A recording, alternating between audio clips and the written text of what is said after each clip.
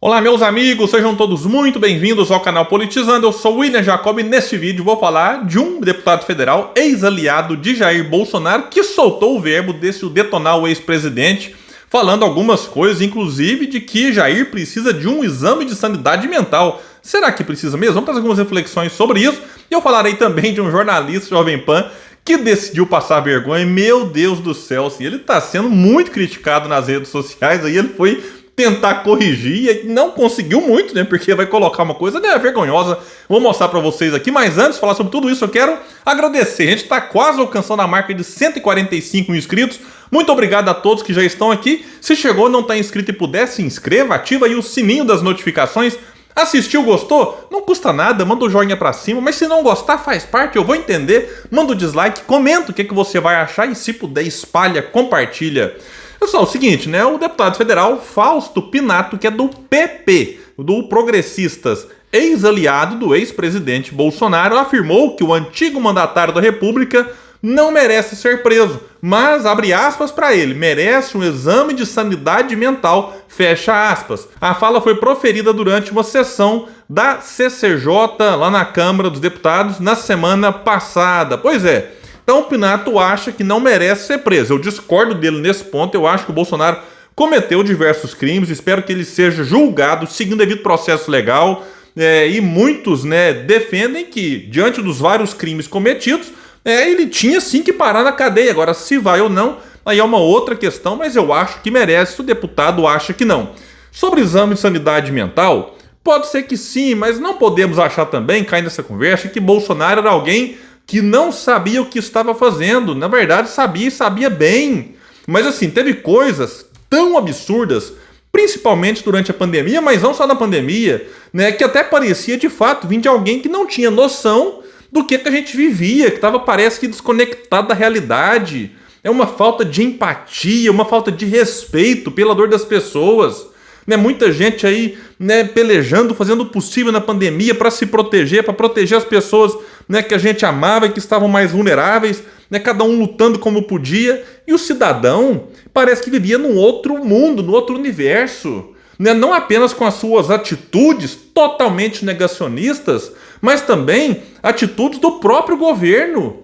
Não é um negócio inacreditável, indo na contramão do que a ciência, que estava lutando também para entender que aquele vírus, né, ia. Então é uma coisa realmente inacreditável, que sim levanta suspeita. Será que esse cidadão aqui, né, não tem um problema aí que, enfim, em relação a isso tudo mais, né, não pode tirar por conta disso a responsabilidade e Bolsonaro tem que ser punido por aquilo que fez.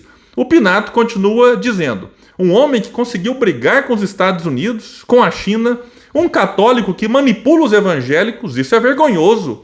O que vocês vão falar para os fiéis? Deus traiu os evangélicos? Não, Deus fez justiça, disse o Pinato. Aqui ele toca em pontos importantes sobre a relação com outros países, um governo que foi uma tragédia também nesse aspecto.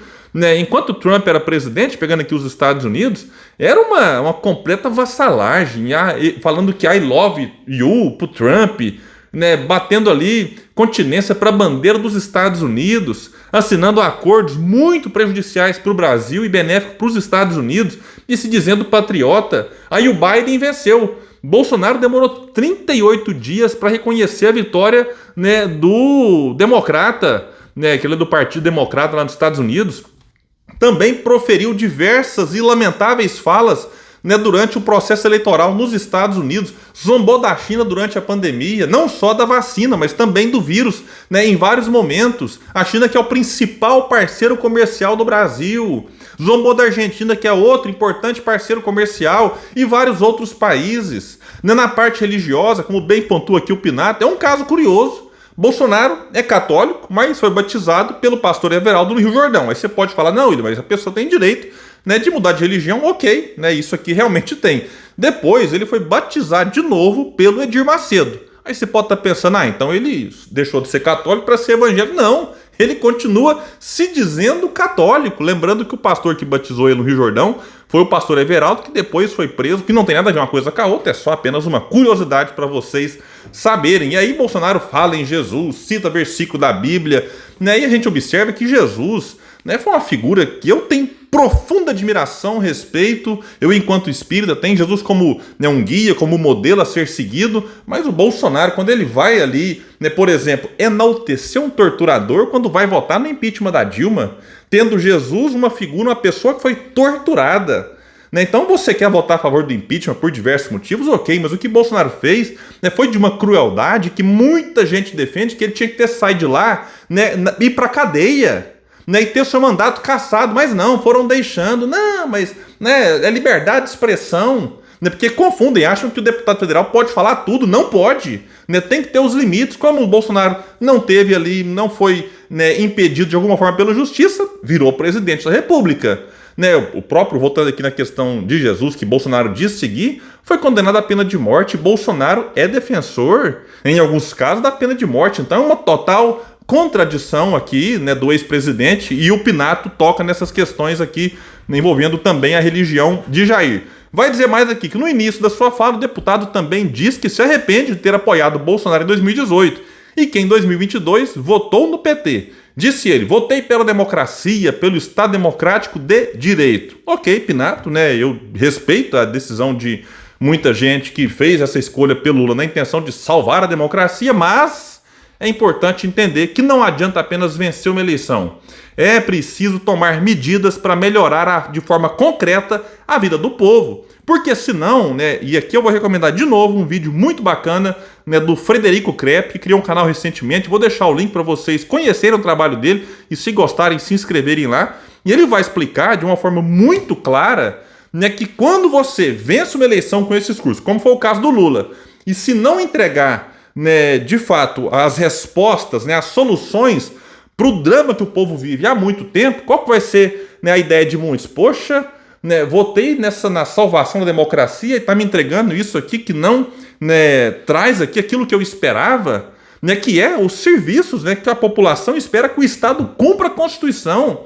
Saúde, educação, direito ao lazer, emprego, enfim, né, e outras questões mais. Então, se não tiver uma mudança no modelo econômico, nós teremos o quê? Mais 4 anos disso que a gente está vivendo aí, né, nas últimas décadas. Um país sem crescer, né, e ajuste fiscal, austeridade fiscal, isso aí, olha, é um perigo gigantesco, porque se você não tiver, né, mudanças estruturais, em 2026, o que acontece? O povo descrente com a vitória da democracia pode apostar de novo em qualquer discurso antissistema, como o Bolsonaro teve em 2018, mas ele, né, era uma fraude total, nada mais era do que mais uma peça desse sistema que prossegue aí com o governo que se diz de esquerda, de direita, de centro, mas o sistemão continua, vai muito bem, obrigado, para os rentistas, para uma pequena minoria e muito mal, né, para a imensa maioria do povo brasileiro que sofre.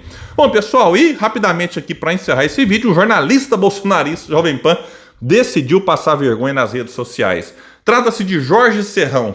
Ele próprio coloca lá na sua bio do Twitter que é jornalista raiz, editor-chefe deste Alerta Total, comentarista da Gazeta do Povo e da Jovem Pan, e fala Flamengo até morrer. Bom, vamos ver então aqui o que esse jornalista raiz, esse comentarista Jovem Pan, escreveu. Vou colocar para vocês aqui.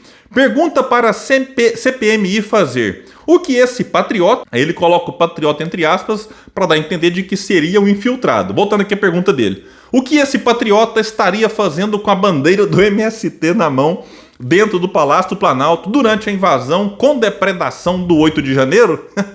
Ai, meu Deus do céu, nossa senhora. Aí, claro, né, as pessoas rapidamente começaram ali a alertar o cidadão da vergonha que estava passando, porque a bandeira está na mão, né, daquele invasor, daquele vândalo, é a bandeira do estado do Rio Grande do Sul. Eu vou mostrar para vocês aqui que tem, assim, grandiosas diferenças. Poderia ter pesquisado, que tudo bem, ninguém é obrigado a lembrar, né, qual que é a bandeira do Rio Grande do Sul, mas dá uma pesquisada. Será que é do MST mesmo? Porque faz acusação aqui. Mas aí depois, ele percebendo, né, o erro que ele cometeu, ele vai lá, retuita, compartilha a própria postagem e diz: parece que a bandeira é do Rio Grande do Sul e não do MST. Parece. Mas depois do indivíduo ter sido ali, né, esclarecido, vamos colocar na conta assim, ainda vai lá e manda um parece, não parece não, Jorge, é a bandeira do Rio Grande do Sul, e isso aqui fica mais evidente a tentativa dos bolsonaristas, porque ele é um jornalista bolsonarista, de tentar colocar no colo da esquerda, de infiltrados, o que aconteceu no dia 8 de janeiro,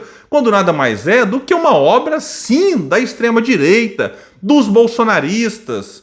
E cada vez que agora, com essas imagens sendo reveladas, fica mais evidente, né? E aí até eventuais, né, culpados do atual governo, quando você vai observar, eram servidores que tinham sido colocados lá por General Heleno e que não tinha dado tempo ainda do atual governo fazer a troca, porque foi no dia 8, o General Heleno não colaborou no período de transição, como outros ministérios, secretarias também não colaboraram, e aí deu no que deu. Então tem que se apurar tudo com essa CPMI, que deve sim começar e punir quem tiver que punir, mas nesse caso, Jorge Serrão podia ter evitado passar essa vergonha com uma simples pesquisa no Google, mas esse aí é o nível de alguns jornalistas que ocupam a Jovem Pan e também essa Gazeta do Povo. Então é isso, pessoal, eu fico por aqui. Quem puder, compartilha, espalha, bora trazer mais pessoas para esse espaço, porque aqui a gente luta por um Brasil melhor.